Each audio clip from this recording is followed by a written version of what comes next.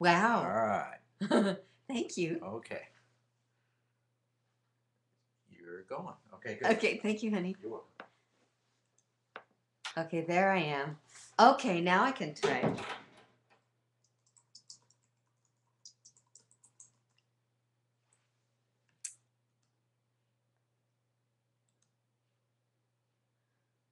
All right. Huh. But my. Okay, somebody say hello to me. Good evening. Welcome, and this is my live question and answer broadcast. I'm Heather Carlisle, and tonight I'm talking about the passion locator, my passion locator, the one that I created because people needed it. And if you're having problems, please call Jack at 214 636 5887 because we're still getting him so that he can cooperate online. I'm doing good, but we need to get him assisting me too because I want to make sure all of you can hear and see and not miss a thing, and also chime in whenever you want to by typing me a message. So you put in your name, whatever name you want to use, or a number or anything, and then you can type a chat to me. Let's see here. Okay. I have viewers, and I hope that you can see me, hear me well, and type to me. We've been making sure that everyone can get in because last time it would be great if you sent me an email to tell me if it's working or if it's not working, or give Jack a call at 214 636 5887. Thank you, everyone. Welcome. Tonight, the passion locator. How often do you hear someone say, or have you said, or the children around you, or the people who are in transition around you? How often, oh, somebody just typed in and said, how often do you say, I don't know what I want to be when I grow up? Or you're thinking, I'm not sure what I want. This isn't quite good enough. I'm not content. I'm discontent. And I don't know what's next, and I don't know what I want instead. So that's what this is about. So, video and audio are a bit choppy, he says. It's working, just a little choppy. Thank you, Ramin. Ramin's chimed in. Yay, thank you, dear. So, this is for all of us, the passion locator, at one point or another in our lives, and oftentimes more than one point. We find a place in our lives that we're content, it's working, it's interesting, and then at a certain point, we need change or expansion. You can keep going. I can keep going, he says. I'm just going to do this to get rid of the choppiness, maybe. Oh, thank you, Ramin. Jack is wanting to get rid of the choppiness tweaking. for me. We're still, He's trying to get getting the kinks optimum. out. Yes. Go ahead. Now, somebody like Jack, and a lot of men actually, they get on track very young with what they really love, and they keep building in that direction, and it works out just the way, we like to have it work out when we're talking to little kids or teenagers or young people to say, what do you want to do when you grow up? They say, I want to do this or this or this. And that's what they set their goals for. And it's a step-by-step process that's pretty clear. Okay. Hi, Jack, says Ramin. Gang, type a name, then type something else. I didn't see anything until the something else part. Yes, that's exactly right. And that's why I said type in your name or a number, or it doesn't matter what it is that you call yourself. Then you get to chat.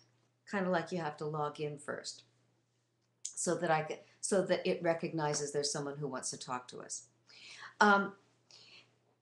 So some people have that, it seems to the rest of us, that luxury of figuring out very young what they're suited for, what they like, And it's a continuous unfolding, building process over the years, that ends in a career or an art form or a job or a direction that takes us into something that always suits us and is always offering us the new step or the next possibility. So, as many of you know, my husband Jack is a composer and a musician. He does other things as well, of course, including take care of Heather. But he knew when he was, I mean, we have a recording of him when he was 3 years old singing nursery rhymes. So he began imprinting on music when he was tiny, and that's been his life's journey. Now, for Heather, on the other hand, my life's journey has been, it seems like fits and starts. And because I listened to just the general kind of cookie cutter message that our parents, our teachers, the adults around us, the stories, listen to that, and I really didn't know who I wanted to be or what I wanted to be when I grew up or where my journey was going to take me.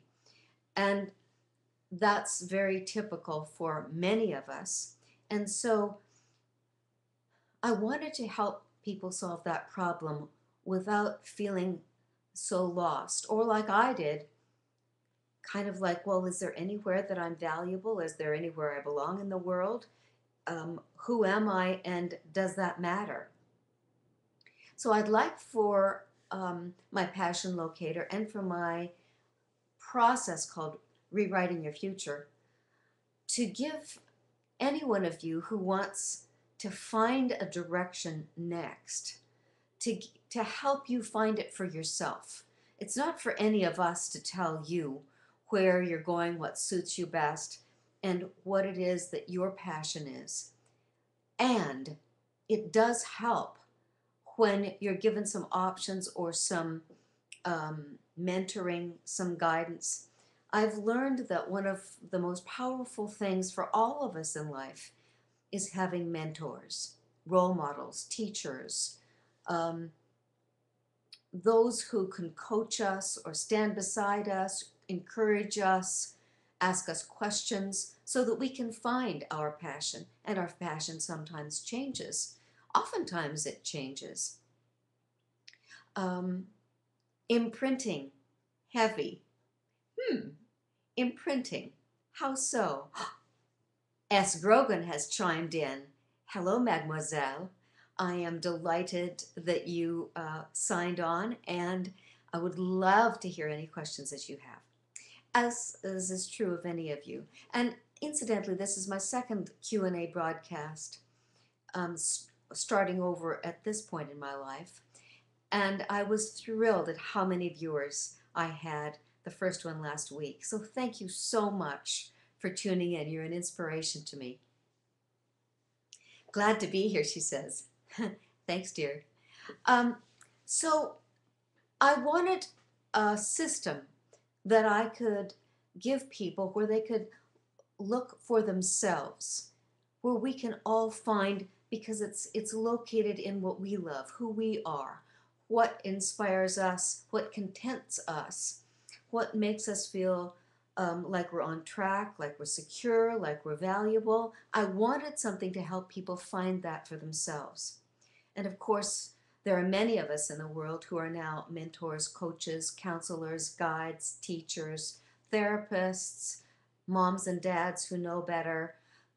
And we do have lots of materials. I like my materials to go fast and to be very focused and practical, which is what my passion locator is about. And you can download that. You can order it tonight. You can download it for yourself.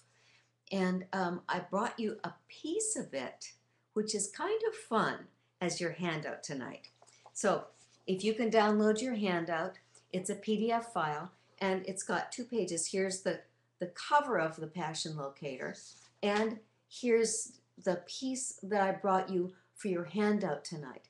And this handout is a kind of a fun thing that I created. what started me on this is the idea that it's readily available to all of us. The things that we have liked, we have loved, we have dreamed of, and like last time, your secret dreams sometimes I talked about. But sometimes somebody asks you, well, what do you love? Well, I don't know. Well, what are your passions? Um, well, and it's interesting to me that once I give you some options and I start asking you some questions, or you have a mentor or an interested person and you begin a conversation, things unfold and come to the surface. It's as if, here's my, right over here, let me use this as an example. Here's one of my little tools that I have on my desk. It's Milano. I love Italy. And if I want to draw something, I've got pens, I've got colors, I've got scissors, I've got things here to use. Now, what if in your childhood or in your growing up years, people would ask you, what is it that you want to be when you grow up? And kind of you've been exposed to books, TV shows, a few real role models. And so you've got this many people or this many options in your cup. So see, there are only a few there. And then we tend to, whatever we've got in our cup, whatever we've got in our experience, those are the selections we think we have. Now, in my generation, remember, for women, careers were, in essence, 3 areas, and those were the ones that we assumed that were available. Well, you could be a teacher, you could be a nurse, or you could be a secretary. And so how often did women of my generation, when we were young, think that, well, I need to choose this one, or this one? Just like, think about this.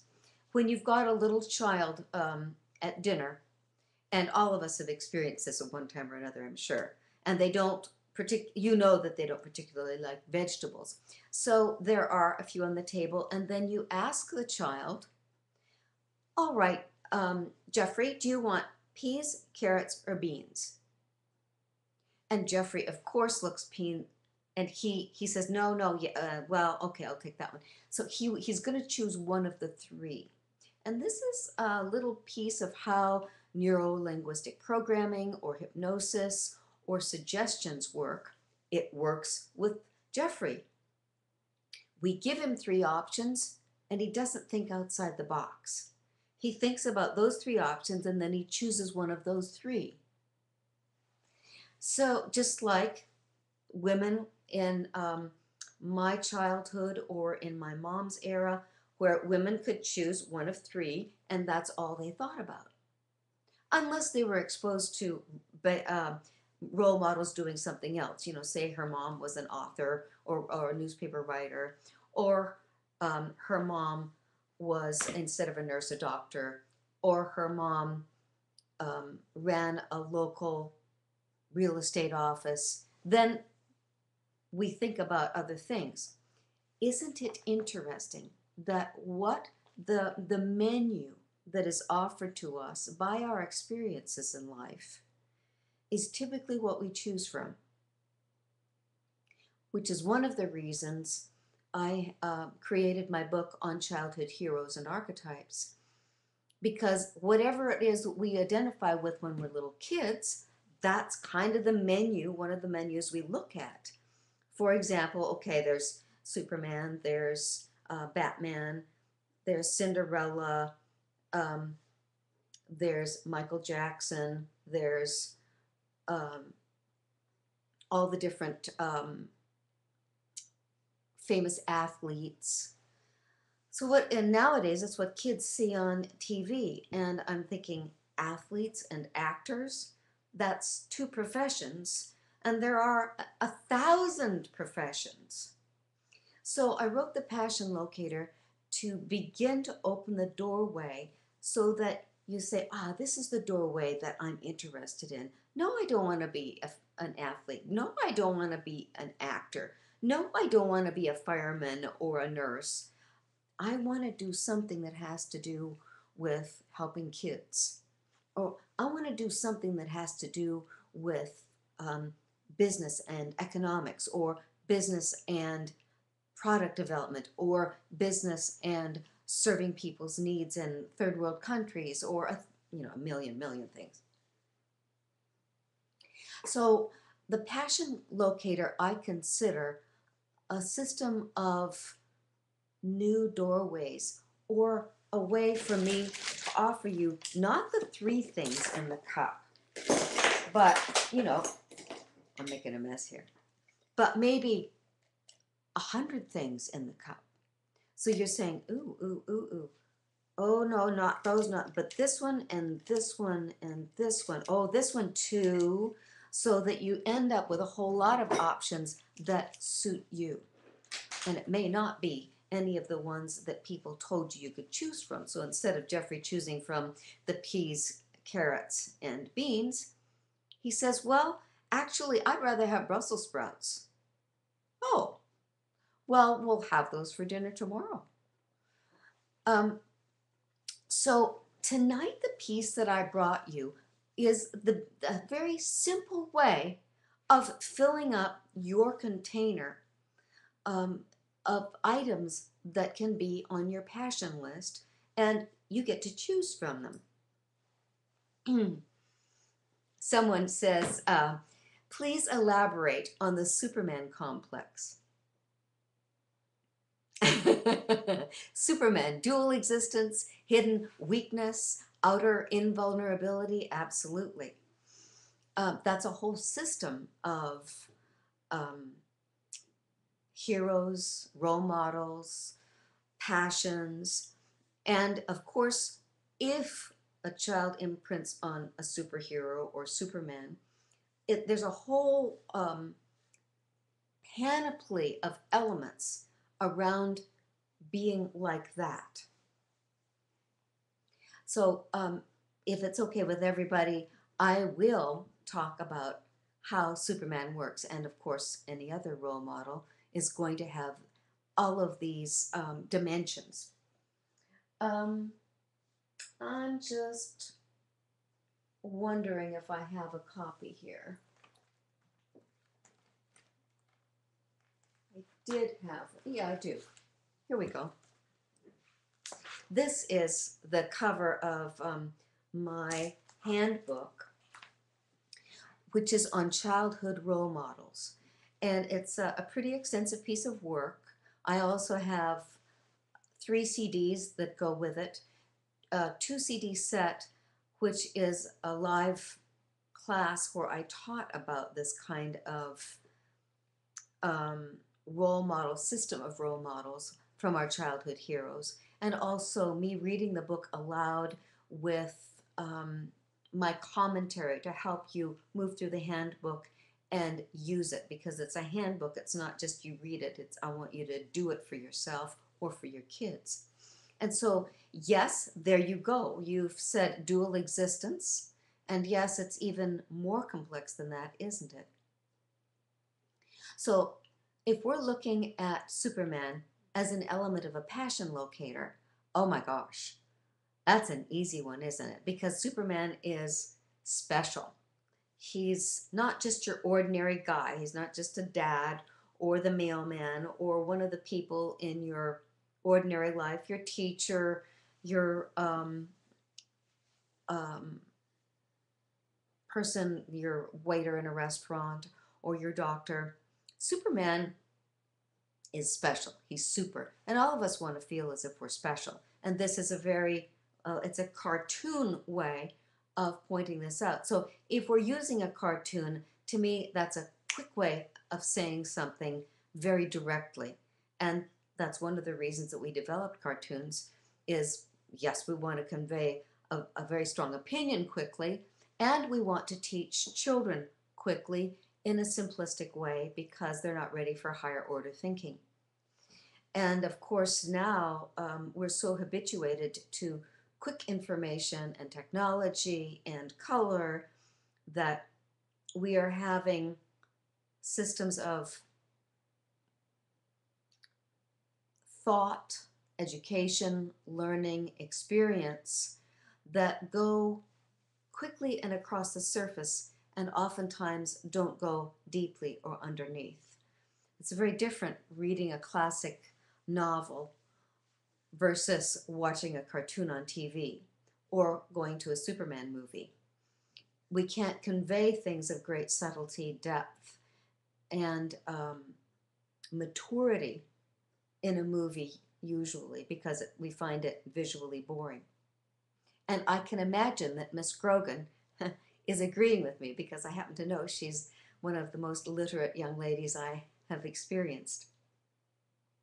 So the archetype or the hero or the role model is very handy. It conveys something in a cartoon-like manner so that it's clear, it's quick, and it's broad strokes. And so then if we're looking at Superman, he's special. And how is he special? We all want to feel special, and yet the immature view or the quick view, the specialness has to be a pretty dramatic, broad stroke thing.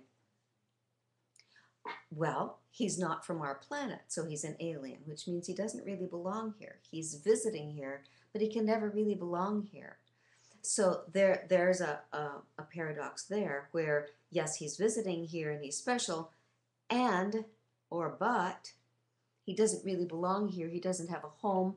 He doesn't have like-minded people. So he's, in a sense, elevated both in a negative way and a positive way, which takes him out of learning the things, what some of the other things we want our children to learn and for us to live, which is closeness, friendship, solving problems with peers, having a social circle, easy in the saddle with family, friends, relatives, co-workers. Well, Superman doesn't do that. He can't do that because he's an alien.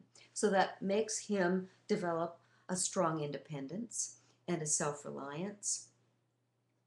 Do you see that dichotomy? And then, yes, he has two lives, and that's kind of cool because we're saying he has two very strongly developed dimensions, and they're both men of integrity, talent, and ability that do good things in the world, and yet in both of those roles he is limited. And I don't know about you, but I'm not invested in putting limitations on people. I don't want to tell them, no, you can't do that and you can't be that. We discover those pretty easily through reality. And so cartoon characters are going to empower us, but they're also going to put us in a box. And that's fine if we're going to develop that role, but I want you to develop all various kinds of roles. And this is one of the reasons that, yes, I want kids to have a superhero or a Cinderella. I also want them to have many other concepts of what's possible for them to be in identifying with seeing what other people do. So I'm very interested in adults taking their kids to work, having them encounter their friends, and I'm hoping that the adults have a large social circle with friends with all different kinds of professions where they are also involved in hobbies or creativity or competitions or learning or educating or being educated, so that we use books and experiences, interactions of all sorts. Because instead of having just 2 or 3 options in their cup, I want them to have, dozens. That's the way that we can connect with our genuine passions, rather than just having, well, I guess I'm going to have to choose one of these 3.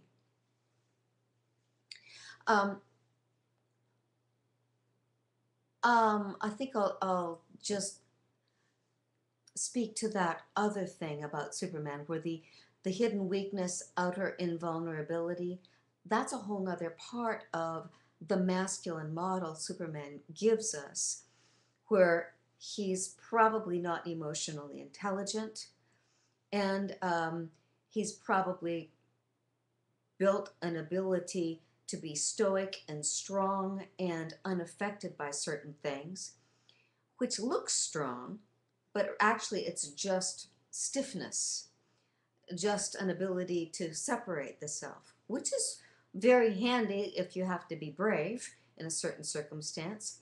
But it's better to have emotional intelligence where you're not just blocked and stiff, you're so easy in the saddle with yourself, with problems, with people, that you don't have to be stiff and shut down and stoic or brave.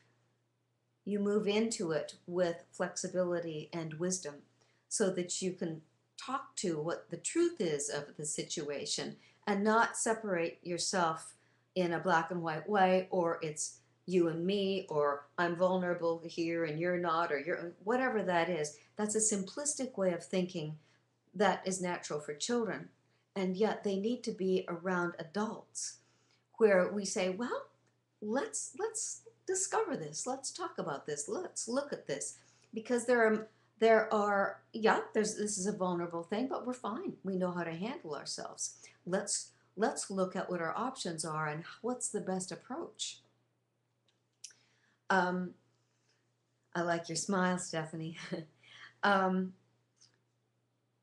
So does that kind of paint a picture about the Superman topic that you asked me to comment about? I could go on and on, as you know, but I want to talk more about the passion locator. Yes, cool. We can go on. You're so welcome. Thank you for asking the question. And I hope that I conveyed a broader view. My passion and my commitment, my devotion is to looking at the truth and the fullness of what we can be and what life can be. And that means a huge number of things to choose from.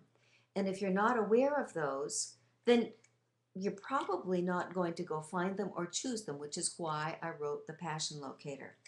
It's a big bucket. It's a huge container. And I think of our passion, our goodwill, our longings. It's like a huge lake behind a dam. And the dam is not knowing where to express, where to move to, where to let our desire to learn, to grow, to help out, to make a difference. Let that water be moving. And yet, if we're not sure of direction, so often we keep all that energy, that passion behind the dam, because it's like, well, I can't move yet because I'm not sure where I want to move. I don't know where I want to open out into. I don't know what river of life is the right one for me, or the one that feels like it's true to me. And so tonight I brought, as your handout, this cool list. I've been casting around for ways that are very approachable for anybody to find. And of course you can Google lists of interests now. We couldn't used to do that. But this is a way that anybody can access. I went to the local bookstore and I just took my camera to the magazine rack. You know, the bookstore, it's huge. Or the library, it's full of all kinds of things. Or online, you look at all the topics and you can get lost there. So I wanted one finite place to begin to shine a light on possible doorways or openings or interests or passions that we have. So I took photographs of every one of the magazine section rack, of the magazine rack, and then I brought it home and I looked at all those photographs that I'd taken, and I made a list of all of the interests that those magazines indicated. Now, magazines are published regularly. That means it's an ongoing, alive system of interests or passions for people. If you go into the library, you'll find lots and lots there, but it's hard to see all of the topics, and a lot of them are pretty obscure or focused. And I wanted a way quickly for you to say, well, this part of life, house design, interior design, I've never been really interested in that. Okay, not that one. And then, you know what? Motorcycles, hiking, the outdoors, that's one of the things I'm interested in. Okay, if I go to one of those magazines or a website having to do with that, we walk through that doorway, and I like to think of it kind of like this. If I pick one of these interests, now notice, as I listed all these general interests from these magazines, there were 253 topics of interest. Now, that's not just 3 in the cup, that's 253. And I consider each one of those a doorway. And so you think, well, no. This is the doorway. Ooh, I'm interested in that. Once you walk into that world, it opens up again, and you're saying, oh my goodness, if I'm interested in motorcycles, I can see all different kinds of ways that I could possibly have motorcycles in my life. Sometimes it's just going to the back of the magazine and looking at the ads. Sometimes it's the articles. Sometimes it's one of the websites. But if you find that you have a passion for motorcycles, whether it's painting on them or collecting the antiques or finding a motorcycle club to join or getting new gear so that you can go on a cross-country motorcycle trip, whatever it is, there are now going to be dozens of choices since you walk through the doorway about motorcycles.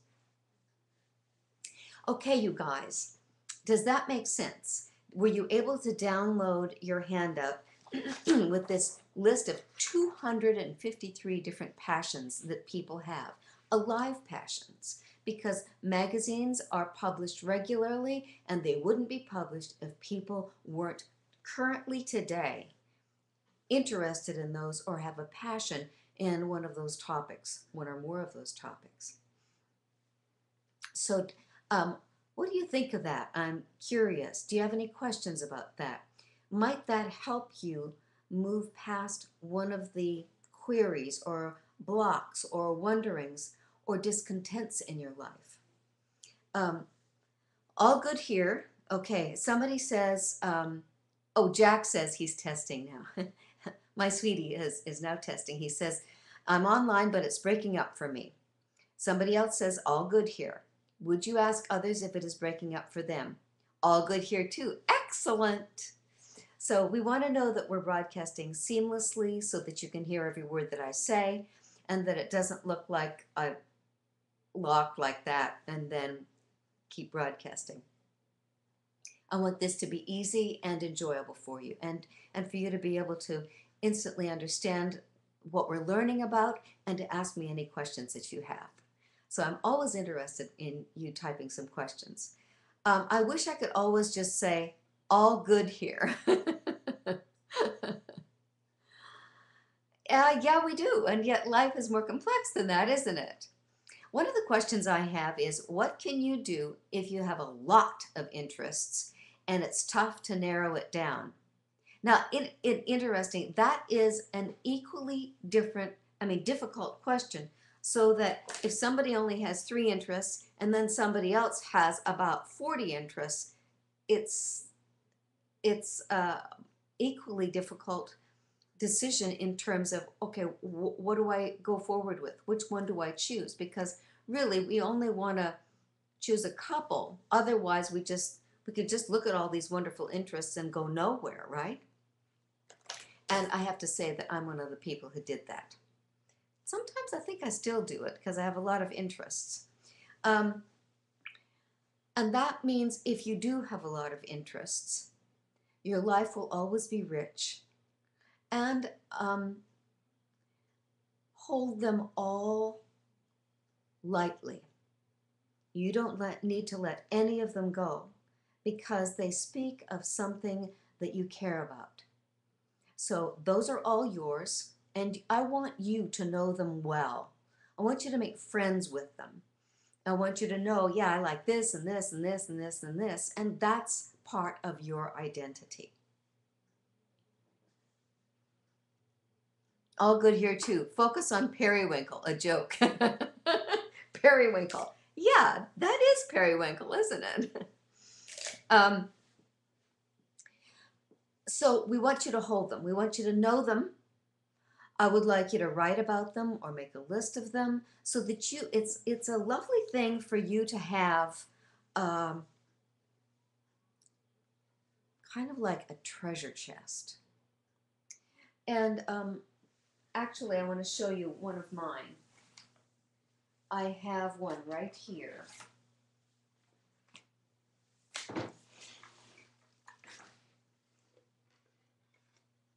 I have a treasure chest. See my treasure chest? It's a special old carved box that I've had for decades. And when you have a lot of interests, I want you to hold them gently and warmly. And it's fun to put them in a treasure chest like that. A little piece of paper, a little object, where you collect the knowledge or make a list in a special place. I have a place in one of my journal books where I've got listed things that I want to do, things that I'm interested in, and it's there. It's like it's a delicious, potent,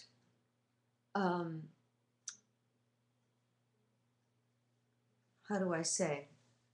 It's possibilities. It's things that you can do in the future that are, it's a rather delicious things to have kind of something in your back pocket, you know? So you don't need to give any of them up. And to me, the question is, which one now? Or which one next? And oftentimes it's not difficult to choose, or life chooses for us which one next, or the relationships that we attract, which one next. So I have had in my treasure box, and I'm wondering, now this is one of my other treasure boxes. Sometimes I have this in my private practice office, but I happen to have it here today. This happens to be an old mastermind gold journal that I created years ago, and I've shown it to people before. But you can see it's a treasure box, a treasure chest for me. It was me 20 years ago deciding what I wanted in my life, and in those days, I had started back to grad school. I was a poor student. I couldn't do all the things that I wanted to do. And so I started putting the things that I wanted in my treasure chest. Jack in the Box, ha. Yes, you need one of those. Absolutely you do. So this was what I used 20 years ago. And I divided each of the months in this calendar into a different topic. So notice I decided to have 12 different chunks of my life, which means I gave myself more choices than 3. Like, what am I going to do to earn a living? How do I want my lifestyle to look like? Who do I want as an intimate or as friends? So I took 12 different chunks of my life, and therefore I opened it up. Do you see how I made 12 different doorways and then more within those 12 doorways? So for example, my fitness, my wardrobe, my intimacy, my spirituality, my mental intelligence, excellence, my profession, the arts, and prosperity. Those are some of the baskets or doorways that I gave myself. And my passion locator is designed to help you do that. And then I gathered ideas for each of those, and because I'm a visual person, pictures of them, and I created that treasure chest for myself. It was a wonderful, it was really in a deep way inspiring to me that on my 60th birthday I realized that I had achieved, I had received, I had found probably 90% of the things in that book, in that treasure chest, that, and the way I say it is all my dreams had come true. Now, not, of course I'm not done, but how I could articulate that when I was in my 40s. Now I'm ready for the next level, the next dimension of what life has to offer me from my 60s onward. Okay, let's see. Somebody else says, who are you, Howdy? You don't have to say if you want to remain anonymous. No sweat, my name is actually anonymous. You are amazing. It's Gary. Oh, Gary, you got to tune in. Yay! Look at the company we have. Okay, go back to 12. Thank you. So, figure out how it is a treasure chest works best for you or your kids. And so you can see that I'm a visual person. I loved having it in pictures.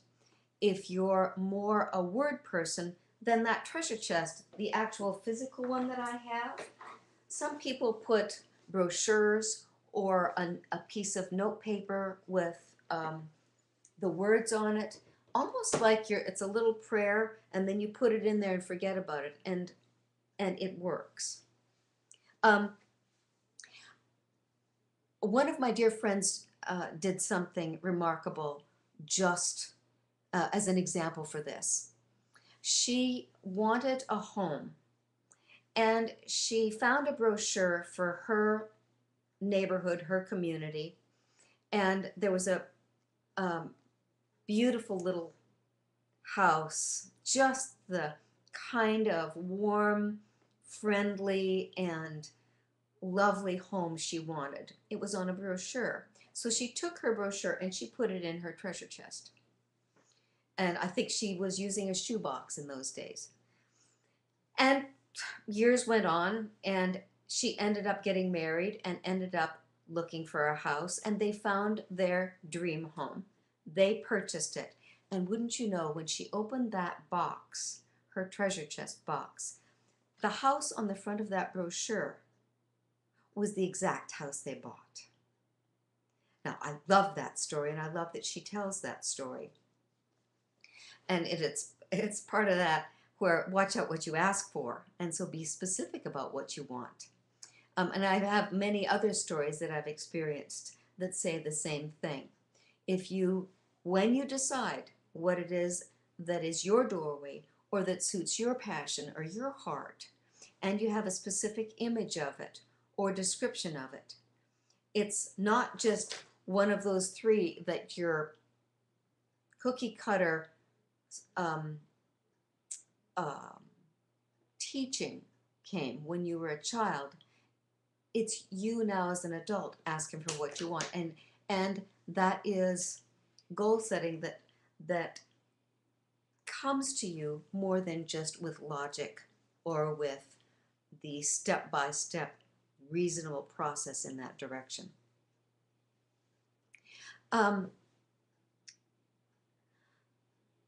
So with this list of 253 topics, you may find something there. You may find several doorways that appeal to you. And don't throw any out. You know about brainstorming? when you brainstorm, you don't throw anything out.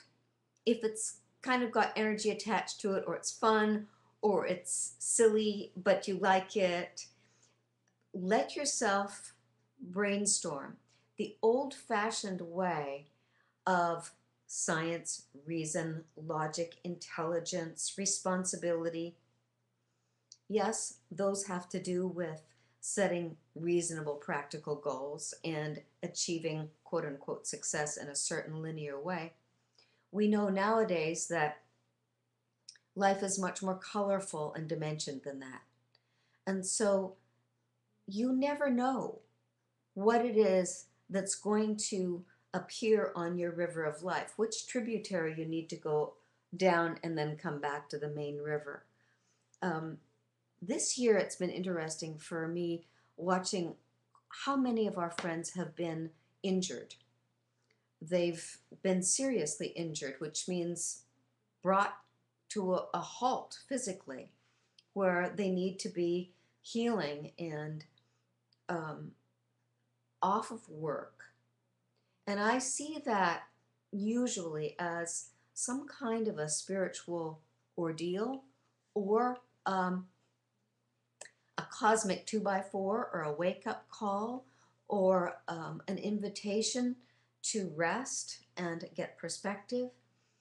That it's a way of stopping the flow of life the way it has been, and taking time to be contemplative, to look at yourself, your patterns, your life, what you've been doing, and just check in to say, am I really next going to go back to what that is, or do I want changes? And if so, what might those changes or shifts look like for me? So sometimes life deals you that card and you didn't plan on it. I like for us to equip ourselves and our children with more things than having to have the cosmic 2x4 kind of stop us and help us be contemplative. So that's why I suggest that we have an attitude of the brainstorm, where we're not going to throw anything out. It just goes in the treasure chest. It just goes in there.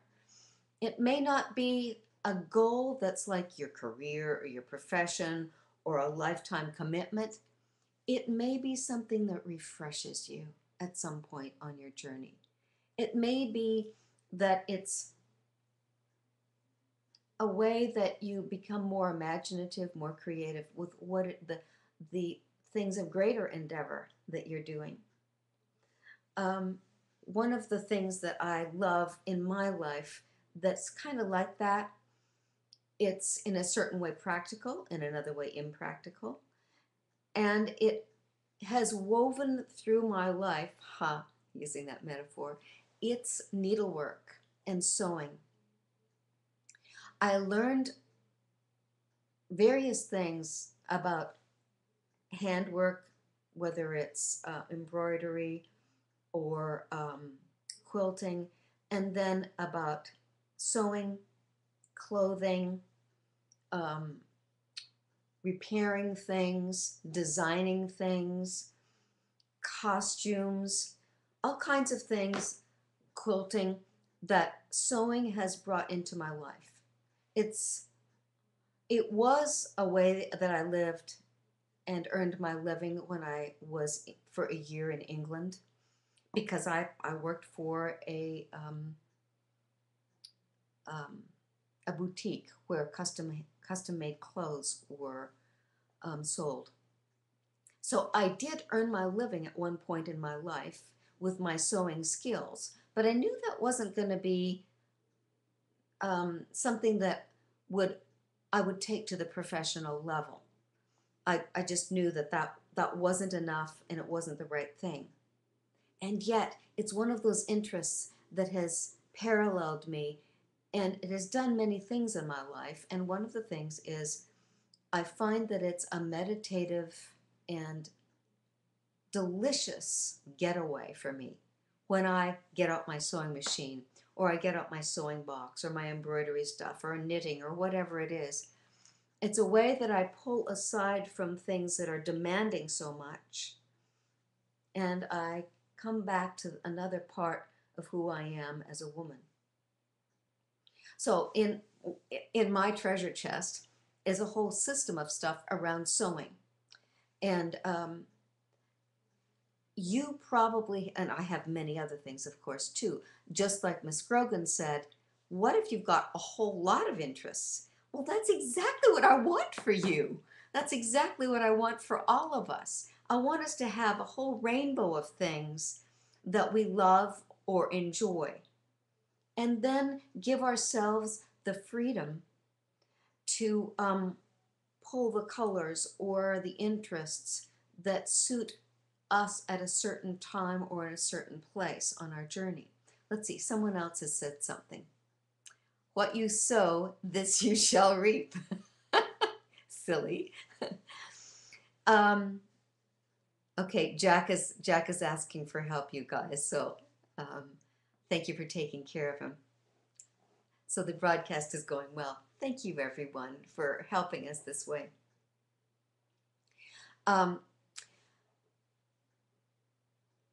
We have a few minutes left this evening. Does anyone have a question? Have I answered adequately that question about what do you do when you have lots of interests? And don't throw any out, and let them shift. Sometimes you want to let one blossom.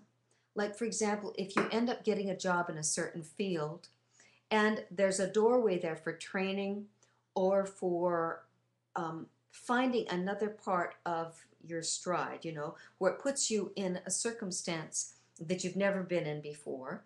You know, maybe it's a whole pool of a certain kind of person, and you're just like, ooh, how do I belong here? Who am I here? How do I fit in? How do I help out? So that life has dealt you that card, live that card. Instead of worrying about, well, I don't get to do that. Well, when am I going to get to do this? Take the card you're dealt and then find a way to expand into it, to find your stride in it, to wear that role, that costume, and develop that system of talents until you're feeling that wonderful thing that I love, which is constructive discontent. You're saying, kind of like itchy. It's like, this isn't quite right. I don't know what's wrong here, but it's not quite good enough. Or I'm not happy here. I'm not content. And then begin to, instead of investing in the I'm not happy, look at it with constructive discontent to say, there must be something more. There must be something more for me. And you can rustle around in your treasure box, or you can look at what's at hand, because sometimes there's something that just pops up right in front of you. It's like, ooh, I want to learn that. And it may be an extension of what you're doing.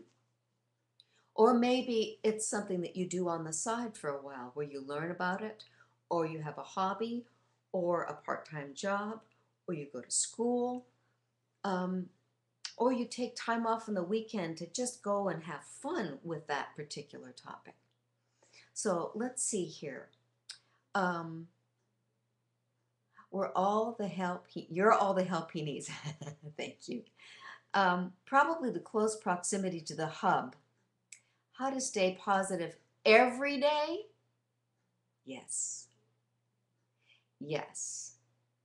That is, I think, one of the strengths, the major strengths of emotional intelligence. That we have something every day that feels meaningful or purposeful. Something every day, you know, if it's one of those down days where you're not motivated and what you're doing is kind of drudgery, then know yourself, dear. Each one of us needs to know what it is that's a pick-me-up. For example, I'm a very extroverted person. I love people. I love a conversation with people. So now I know if I'm kind of like, you know, I make a phone call. I make a phone call to a friend. And sometimes even if the friend doesn't answer the phone, me leaving a message my voice gets light, my voice gets happy. I start um, thinking about that person and how much I love them or care for them. And that gives me a little shot in the arm, so to speak, of positive energy where I lift myself. So each one of us needs to know what lifts us. Let's see. Oh, Jack is saying, Heather, darling, when you said how to handle many interests, it struck a chord with me, as you know. For me, the top choice is always clear, but it's all those myriad other possibilities that are driving me crazy. And KH says, I too have a myriad. Well, that's, if it drives you crazy, dear, that means not sure how to handle them. And then we go into prioritization, don't we? And oftentimes, I know Jack well, he gets pretty clear, pretty good with his priorities.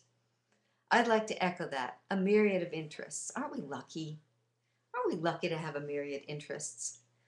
And it used to get me down. It used to frustrate it used to keep me stuck. I didn't have a mentor. I didn't know how to say, let me take this one and trust it and put the others in my treasure chest. But what we have to do day to day, usually we're very clear about that. Whatever it is that's our job, where we are responsible to make a living, whatever it is that we need to do in order to stay connected with our loved ones, whatever it is that we need to do at that point for our fitness, for what brings us some chill, some downtime, some relaxation, whatever it is at that point that makes us feel purposeful. Yeah, we take care of those. And that, whatever it is that helps us chill, we have discretionary time there, and we can choose whichever one of those interests we might want to play around with. So, one more hour. Thank you. Well, there will be one more hour every week from now on. But next week is only 7 days away. Absolutely. And you can also download my Passion Locator. If you want me to print you one, that costs extra because I have to get it printed and make it look great and mail it to you. So shipped, it's $29.95. If you want to just download it, it's $19.95. And you can just go on my website, and there's a place there where it says you can use your credit card and pay me. Just put your name and tell me that you want the Passion Locator. Put your credit card in, and I'll give you the link so that you can download the Passion Locator right now. It's good to have a myriad, but can also be a plague. Yes, unless you know how to handle them.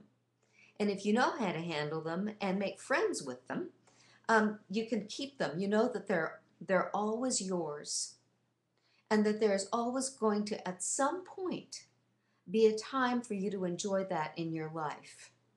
It's like when you're on a road, going down the road, and you can see all of the fence posts or the telephone poles or the light posts down there, and you can see them way ahead of you into the distance and way behind you into the distance. They're all there. They're not going anywhere. And when you get to one, it's going to be the perfect time. So hold them close. Know them well. Be able to describe what it is or to name what it is, and then put it in your quote unquote, whatever it is your treasure chest is. And it could be a list in your address book. And know that when the time is right, you can choose that. And that if you are ready for something new, perhaps you need to consider several of them until the next one comes clear. And of course, that happens with job hunting, doesn't it? That you have an idea of what kind of a job you want next, and then whichever one is dealt to you, okay, that's the one, and I'm going to use that one and put whatever passions are related to that job next. If that job doesn't last long, then it's just a place where you're holding yourself until you can figure out which next doorway you want to open for yourself. thank you, dear hearts. Thank you so much for tuning in tonight. And I hope this has been helpful. And if you have more questions, you can always email me. You can always give me a comment on my website, which is like a blog, or you can give me a phone call. I'm not going anywhere. I'm always here, and it's my joy to help you in any way that I can. Thank you, dear ones, for tuning in. And next week, we'll have another hour of mentoring live on my broadcast. Oh, thank you, thank you, thank you. You're so welcome. And thank you for making it fun for me, because that's the live broadcast with question and answer. That makes it fun and live for me. So good night, everyone. And until next week, follow your heart, follow your passions.